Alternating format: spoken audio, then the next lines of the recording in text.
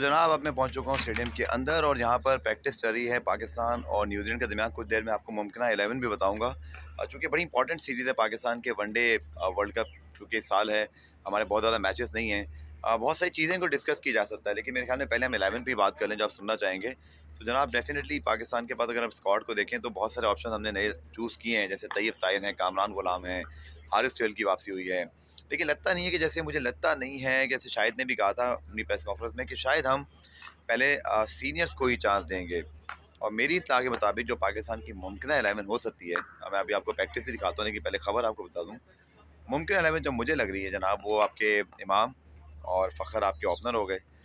Number 3 पे जो है वो डेफिनेटली बाबर आजम पाकिस्तान के कप्तान। चौथे पे चूँकि शान मसूद क्या वाइस कैप्टन है, वैसे तो वो नहीं खेलते इस नंबर पे, ना इतना वो रेगुलर हैं, लेकिन मुझे लग रहा है कि उनको चूँकि वाइस कैप्टन बनाया है तो वो टीम में शामिल होंगे। 5वें नंबर पे आपके पास डेफिनेटली फिर रिजवान आ जाते हैं। छठे पे आगा सलमान ने आखिरी मैच में 50 किए मुझे याद है। फिर 7वें नंबर पे आपके पास जो है वो नवाज़ होंगे। उसामा मीर लेग स्पिनर हैं और चूँकि शादाब है नहीं, और फिर बैटिंग भी कर लेते हैं उनकी। मैं नेट में देख रहा था, वेरी इंप्रेस विद बैटिंग, और ऐसे लगता है ऐसे अच्छे बैटिंग फॉर्म में है। फिर आपके पास डेफिनेटली 3 फास्ट बॉलर होंगे, जिसमें आपके हारिस वापस आएंगे। नसीम शाह फिट है माशाल्लाह, अच्छी बॉलिंग कर रहे थे, और मोहम्मद वसीम जूनियर जो आपके रेगुलर वनडे के बॉलर हैं। सो अगर मैं एक आध कोई नाम मिस नहीं कर रहा तो मेरे ख्याल में यही 11 आपकी होगी। अगेन दोबारा बता देता हूँ क्विकली मैं आपको कि आपके जो इमाम हैं फ़खर जमान है, शान मसूद सॉरी बाबर आजम है, फिर आपके चौथे पे शान मसूद हैं, 5वें पे आपके रिजवान हैं, छठे पे आगा सलमान है, 7वें पे मोहम्मद नवाज़ हैं, 8वें पे उसामा मीर हैं, 9वें पे मोहम्मद वसीम जूनियर हैं, 10वें पे हारिस रऊफ़ हैं, और फिर आपके पास इसी तरह करते करते बात आ जाती है नसीम शाह, और फिर आपकी ये 3 फास्ट बॉलर, और फिर आपके एक स्पिनर उसामा मीर, नवाज़, और फिर आगा सलमान ही बॉलिंग करते हैं। तो ये मुझे एक खाका दिखाई दे रहा है पाकिस्तान की न्यू लुक वनडे टीम का। और अब आपको प्रैक्टिस दिखाता हूँ जनाब कि इस वक्त क्या सूरत हाल प्रैक्टिस की चल रही है। ये प्रैक्टिस सेशन अब आप देख रहे हैं, पाकिस्तान और न्यूजीलैंड दोनों से प्रैक्टिस कर रहे हैं। ग्राउंड भी आपको मैं दिखा देता हूँ, और कराची में हल्की हल्की सर्दी है और अच्छी कंडीशंस हैं, और टिकट भी जो है ना बहुत तेज़ी से फ़रोख्त हो रहे हैं, स्पेशली जो वीआईपी वाले ये हैं जनाब हनीफ मोहम्मद, और ये जो सारी सीट्स वाले अच्छे स्टैंड हैं। और फिर ये आपके सामने जनाब जो तीसरे दूसरे वीआईपी 4-5 ये साथ हैं, उसके बाद वही जनाब पीछे वो आपको दिखाई दे रहा होगा, शादी की कुर्सियाँ यहाँ भी लगी हुई हैं, यहाँ भी लगी हुई हैं। ये जनाब पिच है, और कोई हतमी तौर पर बात नहीं की जा सकती। शाहिद आफरीदी भी मौजूद थे अभी, बल्कि शायद मौजूद होंगी, तो उन्होंने आकर पिच का भी जायज़ा लिया, प्रैक्टिस सेशन का भी, और हमने देखा कि बड़े एक्टिव चीज़ सेलेक्टर दिखाई दे रहे थे। दोनों टीमें जो प्रैक्टिस कर रही हैं, आज मैंने खासतौर पे एक चीज़ बड़ी अच्छी नोट की कि पाकिस्तान के जो फास्ट बॉलर हैं सारे, अभी तो खैर स्पिनर बॉल कर रहे हैं, बड़े अच्छे रिदम में थे। मुझे बहुत अच्छी बॉलिंग लगी नसीम शाह की, मोहम्मद हसनैन की, इवन शाहीन शाह अफरीदी जो कि रिहैब कर रहे हैं, वो भी ठीक ठाक बॉलिंग कर रहे थे। और मुझे लग रहा है कि वो पाकिस्तान टीम में इंशाल्लाह ज़रूर पीएसएल से पहले तो फिट हो ही जाएंगे, क्योंकि बॉलिंग बहुत अच्छी कर रहे थे। मैंने उनकी कुछ 2 ओवर कम से कम देखे हैं, जिससे मुझे उनकी स्पीड, उनकी चीज़ का अंदाज़ा हुआ। और आप देख सकते हैं कि इस वक्त जो पिच है वो भी सेंटर शायद, जी हाँ।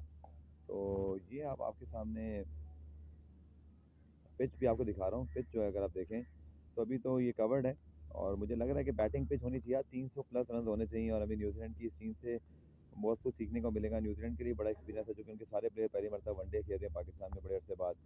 तो very you know much anticipated one day series, क्योंकि यार टेस्ट में हमारी टीम अच्छी नहीं है। तो बाकी यार आप लोग की जो खास तौर पर व्यूरीज होती हैं, ये आपके सामने जनाब मौजूद है, सारे के सारे जो इक्विपमेंट्स वगैरह मौजूद हैं। स्पाइडर कैंप तो भाई अब तक नज़र नहीं आ रहा मुझे, और एक दिन में तो सुबह लग जाए तो अलग बात है, मैं पूछ लूँगा। मुझे अब तक तो स्पाइडर कैंप कोई दूर तो दिखाई नहीं दे रहा, हुआ होगा तो बता दूंगा आपको।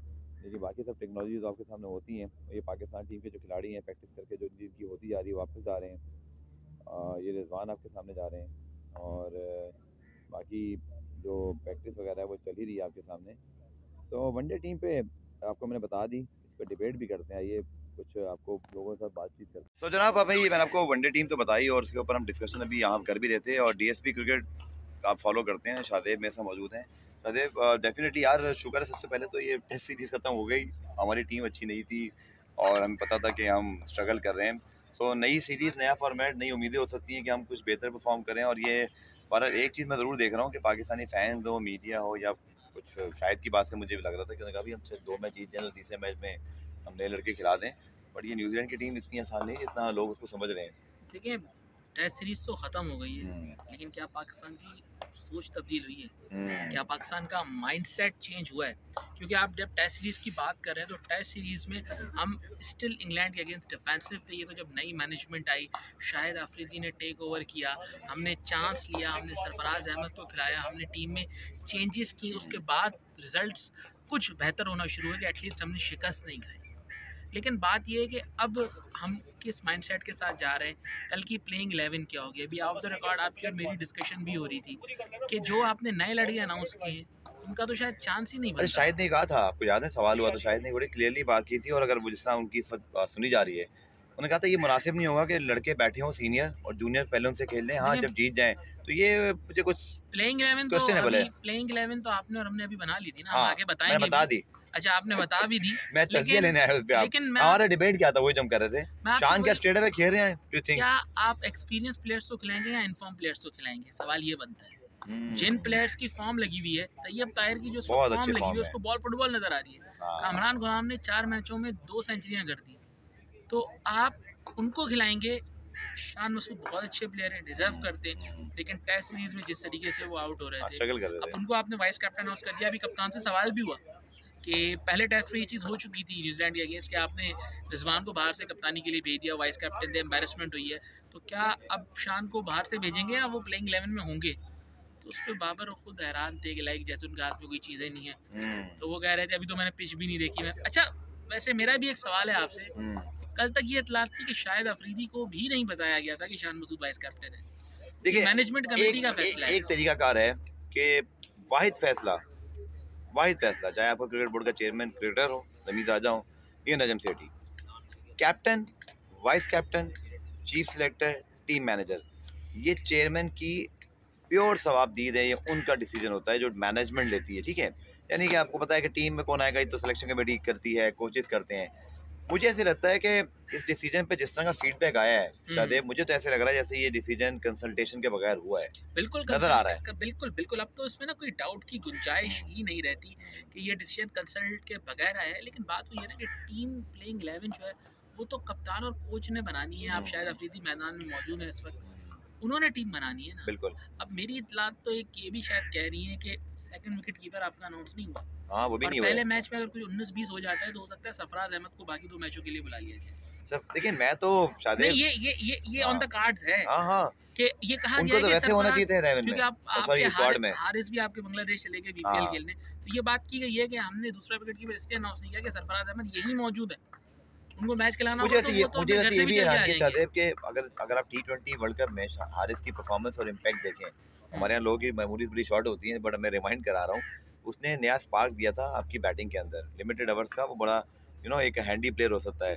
बट लेकिन मसला ये ना कि अगर रिसेंट आप देखें ना, पिछली जो 2 वनडे सीरीज है ना, उसमें हारिस ने 4 वनडे मैचेस खेले, 3 में उनकी बैटिंग आई थी और उनको खुला चांस मिला था, जिसमें एक मैच में उन्होंने छक्का मार के आउट हो गए, 2 मैचों में वो डक पे आउट हुए। लेकिन मैं बात करूं कि रिजर्व विकेट कीपर स्क्वाड में होना चाहिए। अच्छा रिजर्व विकेट कीपर आपके स्क्वाड में होना चाहिए, क्योंकि अगर आपका विकेट कीपर के साथ 19-20 हो जाते हैं तो अब रिजर्व प्लेयर विकेट कीपिंग भी कर सकता है। हां वो तो है, आपके स्क्वाड में ये जिम्मेदारी आप किसको देंगे अगर आपने अपने स्क्वाड में विकेट कीपिंग करवानी? कौन है आप बताएं? खुशदिल शाह होते थे, अब तो वो भी नहीं है। या हैदर कर सकते थे, या खुशदिल शाह थे, वो भी नहीं है ना, तो आप क्या शान मसूद करेंगे? मेरे ख्याल से इमामुल हक, क्योंकि आप लोग करवा चुके हैं उनको विकेट कीपिंग सलमी में, तो इमामुल हक ही शायद। लेकिन ये मतलब मैंने अक्सर देखा है वनडे मैचेस में, आपने भी देखा होगा, मोहम्मद रिजवान अक्सर कभी नमाज के ब्रेक के लिए जाते हैं, सरफराज जब टीम के साथ होते थे, या माजी में हारिस जब रिसेंट पास में टीम के साथ रहते, वो वनडे में 5-6 ओवर विकेट कीपिंग करने आते थे, रिजवान ब्रेक लेते थे। बिल्कुल। और ये भी याद रखिए जो बहुत इंपॉर्टेंट पहलू है, रिजवान बहुत कंसिस्टेंट परफॉर्मर है T20 के, लेकिन वनडे में उनकी परफॉर्मेंस प्यार की नहीं है। मैं ये सोच रहा था कि यंगस्टर हसीबुल्लाह को एक्सपीरियंस देने के लिए टीम के साथ रख लेते, क्योंकि एक्स्ट्राऑर्डिनरी परफॉर्मेंस, 5 सेंचुरी 19 मैचों में। देखें ना वहाँ के लोग फिर कहते हैं ना कि वहाँ के प्लेयर को चांस नहीं देते। 5 मैचों में 19 सेंचुरी, अंडर 19 से परफॉर्म करता आ रहा है, अंडर 19 से गफार भाई, और 5 मैचों में 19 सेंचुरियां, इस मतलब उसमें 6-7 50s भी है उसकी। एक और चीज भी अच्छी, हर फॉर्मेट में रन्स कर रहा है वो।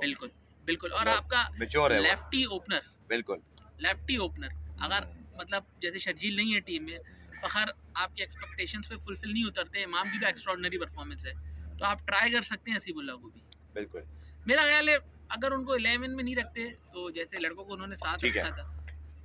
चलें देखते हैं भाई हम 11 क्या होती है, सरप्राइज क्या होते हैं, but very interesting ODI series, बहुत कुछ है जिसमें हमें खोज लगानी है। शादिब शुक्रिया आपका, आप चैनल को सब्सक्राइब करें। मजीद वीडियो आप बहुत सारी बनाई है यार इस मोबाइल के अंदर, दूसरे में अभी एक दो डाल दी हैं। ये बहुत अच्छी आज जो नेट प्रैक्टिस हुआ, पाकिस्तान के सारे जो बेहतरीन हमारे फास्ट बॉलर और कनेक्शन थे, हमारे बैट्समैनों को टफ टाइम दे रहे थे, एक्सक्लूसिव वीडियो आ रही है। चैनल को सब्सक्राइब करना ना भूलिएगा।